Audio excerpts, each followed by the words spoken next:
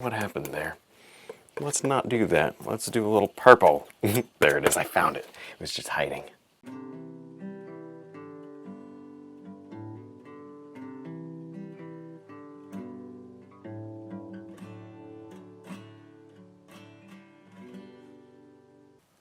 Hi, I'm Kevin Hill, and today we're going to do a comparison video with a palette knife and a brush painting the same mountain. It should be really interesting. To start out, we're going to need a background and two identical mountains. That was easy. Alright, if you're looking forward to seeing this and you'd like to see more, be sure to leave a like and subscribe for more painting videos. Alright, let's get started. So to recap how we set this up, I just had a little quick blue sky. I've already got my clear gel and white down, and now I'm just putting down a gray and then kind of blending it out. The important part is we have some mist and that each mountain is pretty similar. That's how we got there. Pretty quick and easy. Now I'm going to start with the palette knife. I'm going to do it on the right side, just so that way it's easier for me to look at it as I try to copy it on the one with the brush. I'm just taking some light tan, and I'm going to place on some rocks. This is going to be a rocky mountain at the top, transitioning down into most likely just a little snow at the base. That's pretty nice. You see, to make these colors when you're using the palette knife, you want to kind of leave them with all these variations built in. You know, throw a little mud in here and there, and you want that in your actual scoop of paint, whatever you would call that. It's a little dark. There. Now, you'll see a lot of things that are easier to do with the knife, and then a lot of things that are harder. And it'll be very interesting to kind of see which of the actual steps are easier and harder. So far, the highlight's not bad. I will say that your mountains tend to get big with the palette knife, and I know everybody's not going to agree with me, and that's great. And I'd love to hear your opinion in the comments, so let me know.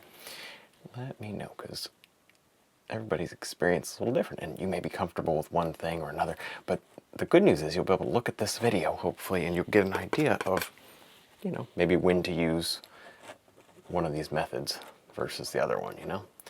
Hopefully it helps. That's the idea. I'd like to be as helpful as possible. That looks halfway decent. I'm not going for any kind of a crazy mountain. Simple lighting, almost kind of straight on, a little bit to the right. Nothing like side lighting. That's always fun, but I'm not going to do it. I've got a whole mess of colors going on here. I'm just going to take something that's a little bit shadowy, place that gently along the backside. You're going to notice that these mountains done with a palette knife are so much faster. As long as you don't mess them up and have to redo them. They're so much faster. I'm using very little, well, not very little, I'm using a little bit of paint and very little actual pressure down on the canvas. One trick nobody ever talks about when it comes to painting these mountains with a palette knife is if you have too much paint down in this background, it's not going to work. If you stop and which I didn't do, I'll just say I didn't do this yet, but if you stop and you wipe this area down with a shop towel, then you will have absolutely no trouble making this rock texture happen.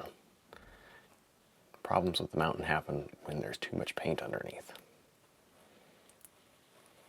Ooh, look at that. That's pretty good.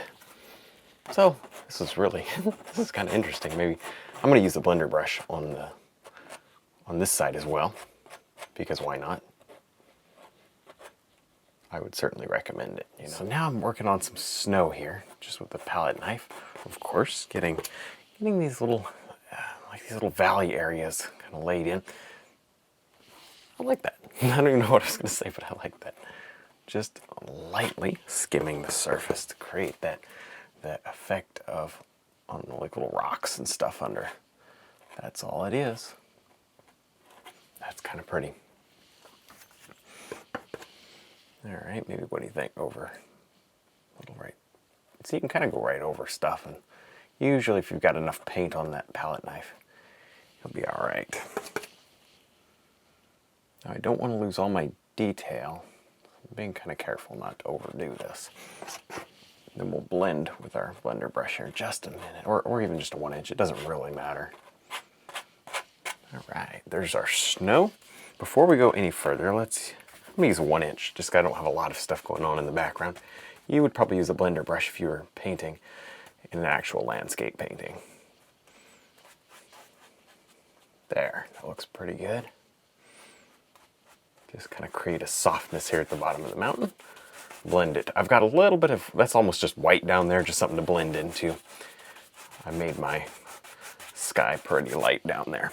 So it is wet, so that's good. Let me take a little more of our white paint. And you could tint this. I don't think it really makes a whole lot of difference for this.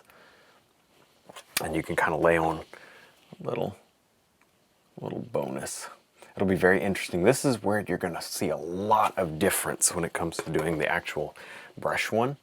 And I guess I better not comment too much yet. We haven't done that brush one yet. But when you see it, I think you'll find it quite a bit different. This is where you kind of have to, with using the brush, put in all these little details manually. They don't just fall out of the brush, but that means you've got more control. Doing it with a palette knife, maybe you've got less say over exactly what happens. Not necessarily a bad thing, just something to consider. There. And that's not to say that this palette knife painting in any way is random. You're under control here too. You can change things as you want them, but sometimes there's more surprises when you do it this way. All right, there you go. And again, I'm interested to hear what you guys think about all this, so definitely leave me a comment. And hopefully this video helps you out a little. All right, that looks pretty decent. It gives you just a simple mountain. That's all it is, simple mountain. Maybe what we can do real quick is just a final highlight. I would certainly do this if I was brush painting, so let's do it here with the palette knife. Generally, a highlight is brighter. At least I try to make them brighter. So let's not use that color. There we go. It's a little brighter. See that little bit of the sunlight kind of catching some of those peaks. Oh, that's nice. Just like that. A couple of strokes, all it takes. I guess it's still a stroke, even though you're using a knife, right? Good. A couple of just indications of a little highlight there, even in the snow. Ooh, I like it. I like it. All right, well, you could play with this all day long, but that's at least a basic idea, isn't it? Just for fun, why don't we really quick, before we end this, let's get a purple color. I'm coming along the back side here. Whoa. That's a little extreme. I don't know what happened there. Let's not do that. Let's do a little purple. There it is. I found it. It was just hiding. Oh, much better. See how easy it is to correct? We'll just lay on a small amount of purple to indicate some extra color. It makes the painting prettier to have a little color. Bring that forward there. Create some depth. Yeah, that works. Put in a shadow. See how you can do that? Kind of blend and move things around. I like this. It's a pretty good palette knife mountain. Watch out, my next actual landscape may have a palette knife mountain in it. Nice. Okay, last thing, blender brush. And I'm going to soften most of this here at the bottom. That's pretty much it. That's a pretty good, classic, but interesting palette knife mountain. We've got warm yellows, purples, and then we got our snow. Very pretty. I'm going to replicate it over here. Well, now it's time to paint that brush mountain so you can see the differences. I'm going to try to use some of the same colors if I can. If not, I'll mix them up again. No big deal. All right, there's our first mountain color. Somewhere in there. I've got my 1/4 inch flat, I can't speak. We're gonna try that again. I got my 1/4 inch flat brush. I've also got my 3/4 inch flat brush, and it's totally up to you. Just depends on kind of the size of the mountain. I've also got a detail round brush, which we'll be using quite a bit too, probably. All right, here we go. I'm gonna start up here. Remember, this one's fully highlighted, so this one's gonna be darker to start. And I'm gonna come down with little chiseled strokes like this. You don't want to slice down. It's not that kind of effect. You are building in the little rocks. That's the difference here. Unlike the palette knife. And again, just like the palette knife, I'm not trying to teach you every step on how to make a mountain. It's just not the goal of the video. It's just too much to teach you. And so we've got full-length lessons on the brushes and on the palette knives, whichever one you want to do, Mountains 1 or 2. Mountains 1, of course, is your palette knife stuff. You can look on the website and you'll see the pictures of the palette knife mountain or the brush mountain. There. Just getting some more color, a little more yellow ochre. Yes. There, that's pretty. Let's see, maybe we come over here and just do one that's similar. A little dark to start out with there, but I don't think that makes a whole lot of difference yet. Ooh, that's pretty, a little spot right there. But you see, I'm very random with this, very, very loose. You want that because without it, you'll be too smooth. It'll be way too smooth, and that's not what we're looking for. A little something there. Not too sure what. I really don't even know what happened over there with this spot. It just kind of is what it is, isn't it? Looks good enough. I'll bring that down. Now you may need to stop and wipe this with a paper towel, which we'll probably do before we highlight. Otherwise, there'll be too much wet, slippery paint. Okay. Next color. What's our next color? Let's get us some snow happening. Just a blue and white color. That goes pretty much anywhere. I'm seeing over here in our reference mountain, there's not a lot of snow. Actually, I think I put in more and covered a lot of it up. Isn't that typical? But that looks decent. There, now I'm just finishing, kind of wiping up a little, not a lot, on some of the snow areas, especially more toward the highlight side. I don't think we're going to need to necessarily wipe the highlights, but we'll see. We can always do that. And now I've got the same purple color. We need to do something similar. I noticed this peak really, if we were going to match that one perfectly, should be brought up, but I'm not concerned so much with that. This isn't a copy, because if I try to start copying, then actually I may do worse on the brush one than I normally would. So I'm more or less just trying to paint a nice mountain. It may not be 100% the same, and I'm okay with that, because I don't want to give, the brush like a less advantage, a disadvantage, yeah, a disadvantage, because I'm trying to copy versus just go with whatever happens. So hopefully that makes sense. So I want to make this as difficult as possible for you guys to choose between which one you want to do. Actually, to tell you the truth, I think the most important thing is make it fit with your painting. That's my tip. Hopefully I won't get into too much trouble saying stuff like that. I think that should be pretty safe to say, right? I want it to fit with your painting. I want it to go well with it. So if there's a lot of texture in your painting, great. If there's not, I'd think about it. There. That's pretty. Oh yeah. These little touches just go a long way. Did I mention before that I think that doing it with the brush is slower? I don't know if I did or not, but that's exactly what I think. All right. We gotta get some proper highlights going.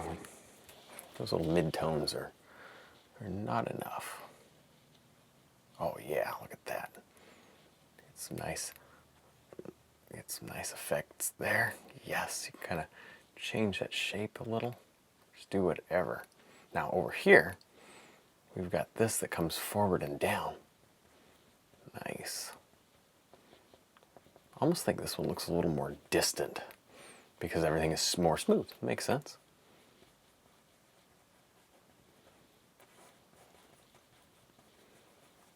All right, look at that. Look at that. Next step, a little more blue snow. I think it needs it.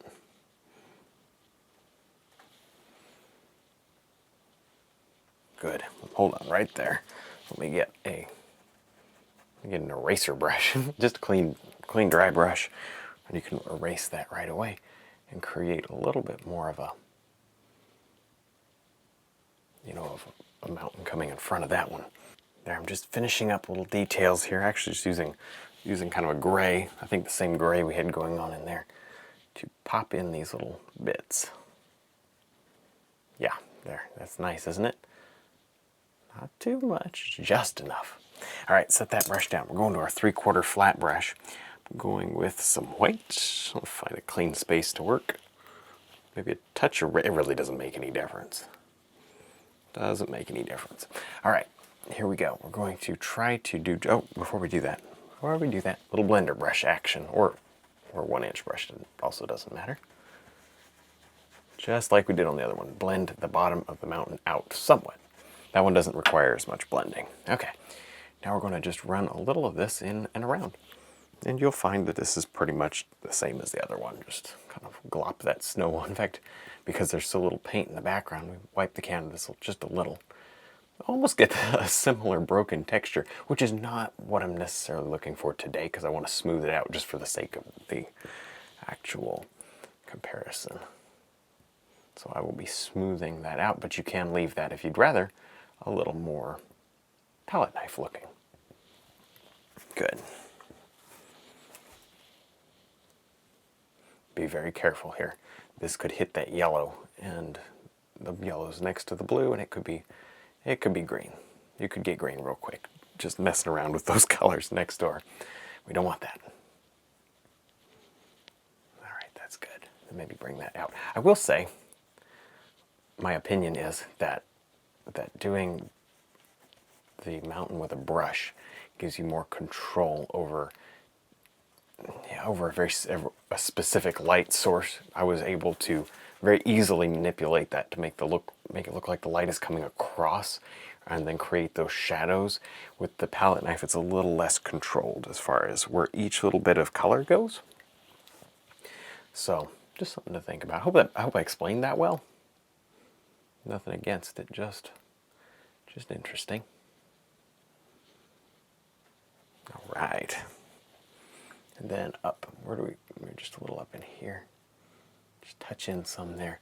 Maybe we want just a little up in this, because I can just barely put a hint of it on that ridge line, maybe just a little touch here and there. It's something you can do with the brush. You can get in here and add these tiny, tiny details.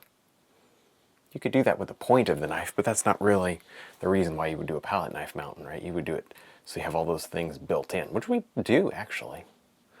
A lot of those are built in.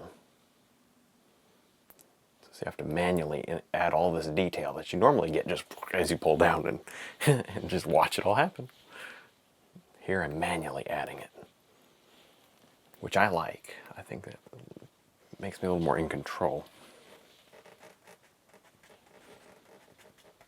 Nice. And we'll just do the same as we always do. Blend that mountain base out. And this is where you bring your trees in and whatnot. We're not going to be getting into that today. Oh, that's pretty. Okay, so now the final thing we're going to do, and then we'll pretty much just take a look at them and see, take a look now and see. I don't even know what I'm saying. I'm almost done. That's what I'm saying. There's some accent highlight. I actually want that a little more yellow.